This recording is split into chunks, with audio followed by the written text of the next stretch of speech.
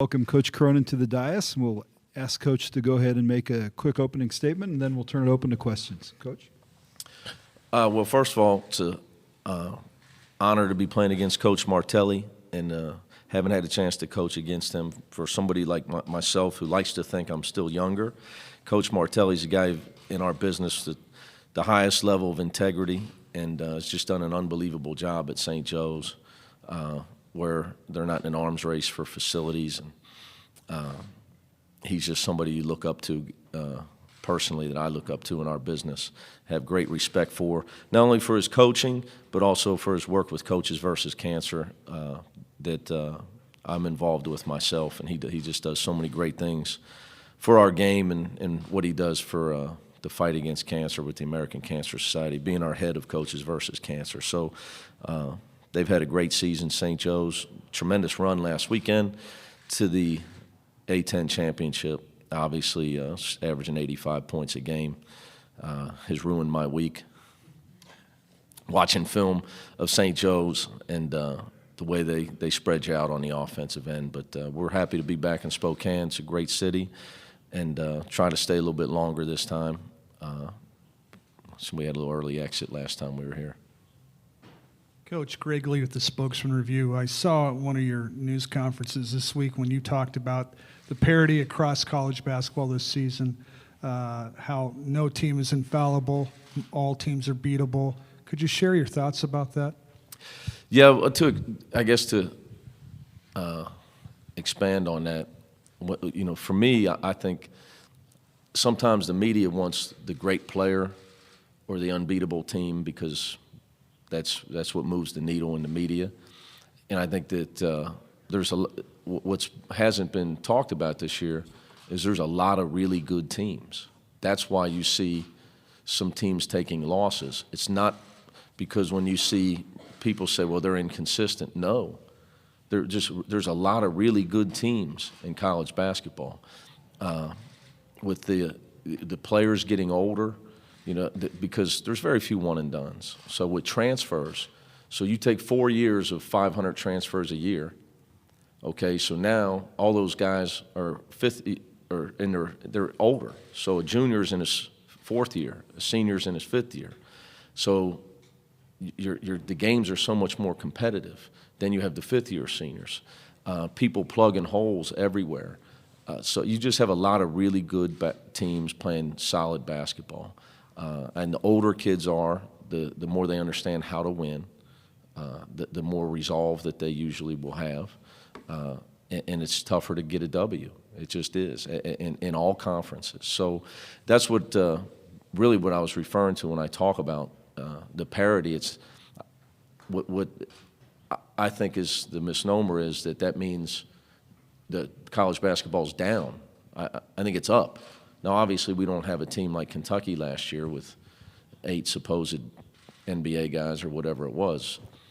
That was the anomaly. I mean, that's it's probably the greatest most talented team ever assembled. So that's not going to happen all the time. You just got a lot of really good teams this year, a lot of them, and so I don't really look at certain games as upsets. I just think people look at names and think it's an upset, or because somebody in the media picked a certain team, talked about a certain team, doesn't mean they're right. There's just a lot of really good basketball teams, and that's why you see ebbs and flows in the season. You can play well and get beat.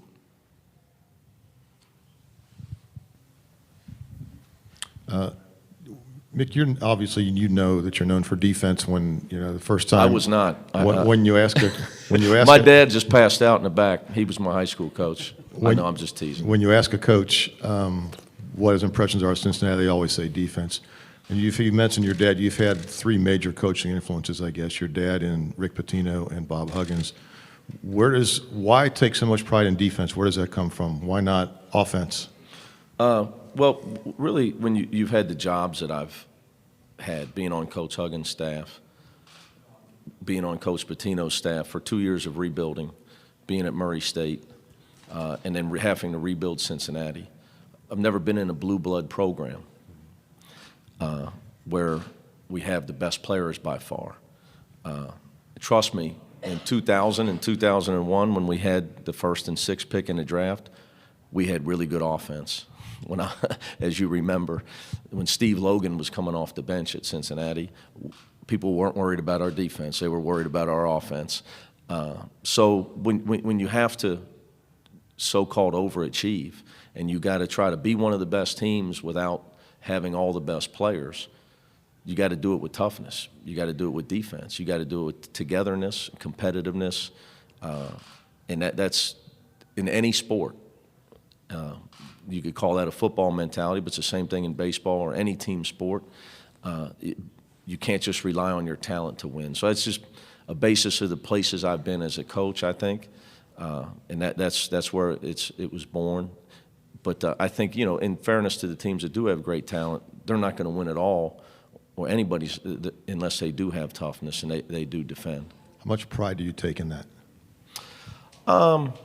I don't know. I don't. I try not. I'm not a guy that talks about myself, so I'm not comfortable in that. I will say that my guys know that my line is, if we're going to lose our way, which is playing really hard and really unselfish. Yeah. And if we get beat doing that, I can sleep at night. We're not going to lose because of lack of togetherness or lack of effort or lack of discipline. Let me ask you a variation of that. When Coach Martelli was out here, he said when your name went up opposite them for the first-round game, first thing he thought was that this team is a reflection of their coach, and not a lot of teams are. How much pride do you take in that? Well, I'm assuming he wasn't referring to my team reflecting my height.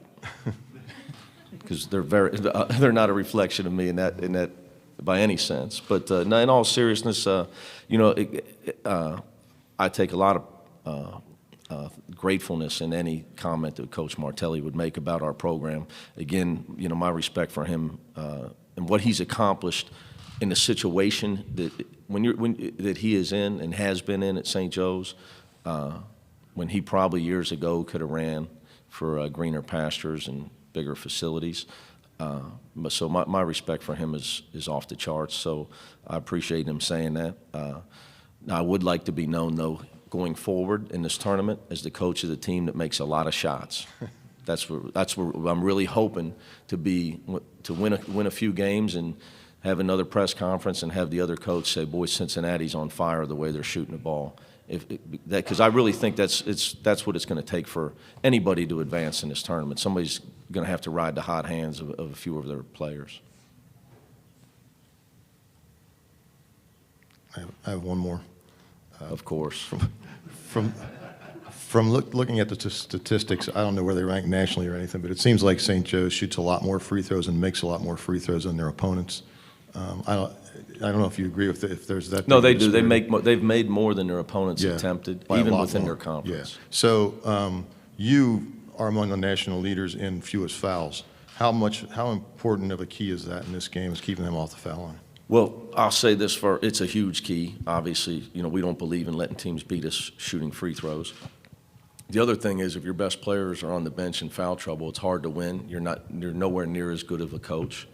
But I would say that where Coach Martelli's done a tremendous job this year is playing without a true big man, with Miles and Bembry a lot as his front line. What he's done to keep those guys, defend the rim, and keep them out of foul trouble is the reason why they don't give up a lot of free throws. It's not that they shoot a crazy amount of free throws. They really do a good job of not fouling because he's got to keep his two best players in the game. And he does it, and they still are able to play solid defense and protect the rim. Now, they do it in different ways with low post double teams and what have you, but that's a big key to the game, to the strategy, to how this game will go, because those guys have got to play without fouling for St. Joe's. That's a big part of what they do. But they've had great success because they're smart kids, and Coach Martelli can make in-game adjustments to the way he protects them, and they do it seamlessly when you watch them on film. I've seen them make 3 changes in the way they're playing their man-to-man defense on the interior, and within a 10-minute span, and you can see his kids are communicating. And that's because they've been so well coached, and he's got some veteran guys he's had for a while. Hey, Coach, how are you? Josh Peter with USA Today. Good, how are you? Good. Back to the parity for a second. Are we making too big a deal about Yale winning and Little Rock winning, and are we bound to see a 16 seed finally end that streak? I don't know. How's my buddy Joe Dooley doing? Did he get beat? He got beat. Joe's a good friend of mine on Florida Gulf Coast. So you never know. I mean, as far as the 16, I mean, tough to say. Anybody can get beat on one night in college basketball. I wouldn't say you're making too much of it because it's a story. I mean, you know, it's fun. What I would say is Little Rock is really good. Like when you win at San Diego State, the red flags went up to all coaches like, oh, wow, Little Rock's really good this year. That happened earlier in the season. I mean, we all know, you know, especially here on the West Coast, people know San Diego State doesn't lose at home. So, you know, and Yale's excellent. They're a very good basketball. They should have went to the tournament last year.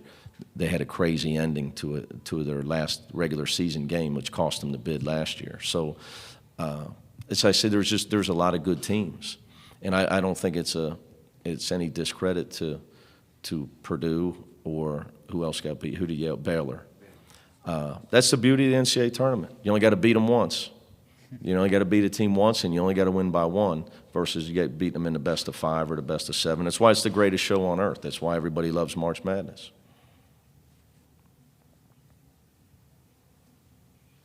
More questions? They've had enough of me, I think.